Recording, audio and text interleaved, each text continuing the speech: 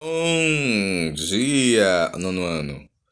A foto que ilustra a aula de vocês é a foto do LP, nessa época era LP, né? Da Tropicália Panicescense, movimento artístico brasileiro musical.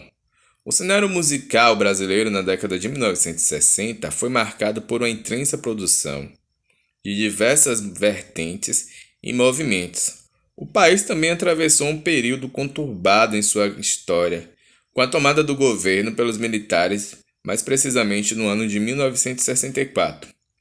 Mesmo vivendo um momento difícil da história do nosso país, a música se desdobrou em movimentos como a Bossa Nova, né, por Tom Jobim, Vinícius de Moraes, a Jovem Guarda, Vanderleia, Rony Von, Roberto Carlos, Erasmus, e as canções de protestos, né, como Geraldo Vandré, Chico Buarque, e a irreverência da Tropicália.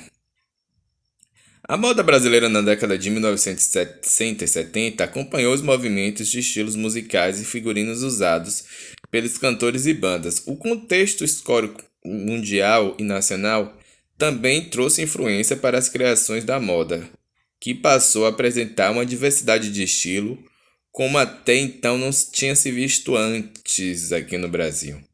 O desejo de se criar uma moda que contivesse a essência brasileira também passou a ocupar o processo de criação das estampas e coleções por grandes estilistas. Música brasileira. Em 1960 se iniciou a sonoridade inovadora da Bossa Nova, movimento que surgiu no finalzinho dos anos 50 e misturava influências do jazz norte-americano com o samba carioca. A Bossa Nova trazia composições com temas do cotidiano, uma voz suave, improvisações melódicas inspiradas no jazz e harmonia. A imagem que vocês estão vendo é de João Gilberto. E mais precisamente está em Juazeiro, na Bahia, até porque João Gilberto era baiano. E ele foi um dos grandes nomes da Bossa Nova e percussor. A ousadia sonora da Bossa Nova passou a ser apreciada e conhecida em vários países. Dentre eles, relatamos João Gilberto, como eu falei, um dos principais nomes do movimento, o Tom Jobim, que eu também já tinha falado, Vinícius de Moraes, posteriormente a Nara Leão, Carlos Lira, Badepau, entre outros.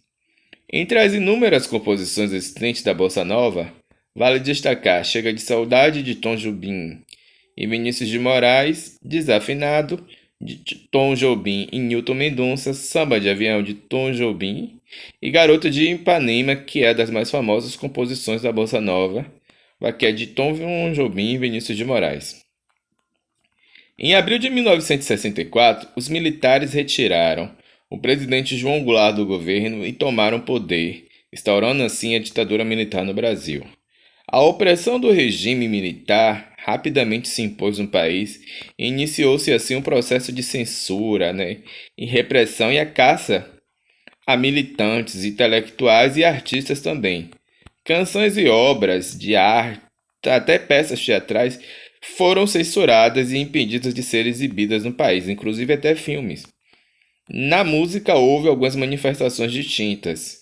De um lado os embalos da Jovem Guarda e outro as canções de protesto. E por fim da Tropicália. O início de 1960, era o início ali onde tinha os grandes festivais de música brasileira, organizado pela então TV Record. A partir de 1966 aumentaram o acesso às produções nacionais e a vinculação delas, sendo um acontecimento marcante na história da música popular brasileira. No ano de 1965 estreava TV Record o programa Jovem Guarda, comandado pelos músicos Roberto Carlos, Erasmo e Vanderleia. O trio foi responsável, na verdade, por popularizar o rock, aqui no Brasil. Eles traziam referências de Elvis Presley, Neil Checada e até dos próprios Beatles, um grupo que foi formado a partir de 1960. Em seus programas cantavam repertórios selecionados e canções traduzidas do rock anglo-saxão. Traziam convidados que apresentavam músicas próprias e composições também próprias. Mas, porém, né, falavam nos temas referentes das músicas, geralmente eram amor, o cotidiano, que também criava assim um clima de alienação no cenário que era totalmente ruim naquele momento no país. Os primeiros sucessos da Jovem Guarda foram traduzidos pelo português, tais como Estúpido Cupido, tradução da música Stupid Cupid, de Nel Secada, interpretada por Celie Campelo, Ó Meu Bem, tradução de Girl, dos Beatles, interpretadas por Ronnie Von. Depois vieram os grandes sucessos compostos pelos integrantes da Jovem Guarda, entre quais destacamos Quero que Tudo Vá pro Inferno, Calhambeque e Ambos, de Roberto Carlos, e Festa de Arromba, de Erasmo. Saindo da Jovem Guarda, a gente vai para as canções de protesto que marcaram o engajamento político dos músicos brasileiros, que se posicionaram contra a ditadura militar e fizeram de suas composições instrumentos de denúncia.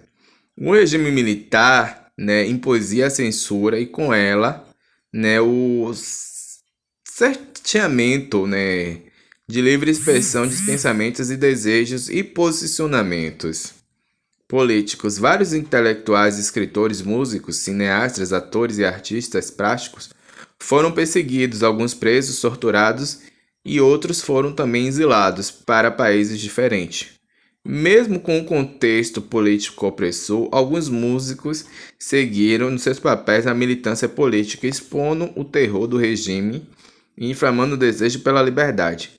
Os censores, como eram chamados, responsáveis por examinar quem estava sendo produzido, rastreavam as letras das canções, buscando referências contra o regime militar ou exaltações de ideias contrárias ao tal regime, invocando sentimentos de liberdade ou democracia. Os músicos utilizavam a capacidade de criar metáforas para encobrir, assim, né, e fugir da questão da censura. Vale ressaltar Geraldo Vandré, Chico Buarque, né? Geraldo Vandré com a canção Pra Não Dizer Que Não Falei das Rosas, que se tornou um dos hinos de resistência durante os anos de chumbo da ditadura militar. Chico Buarque, que é um dos grandes nomes das canções de protesto, com Roda Viva e Apesar de Você. E em 1967 surge a Tropicália, que é um marco da música brasileira. Seus principais expoentes e músicos, mas o movimento também teve representantes na arte plástica, como Hélio Otica, o Grupo Oficina de Celso Martinez Corrêa e no cinema de Glauber Rocha. Qualquer dúvida sobre a aula é só perguntar. Tchau, tchau. Forte abraço.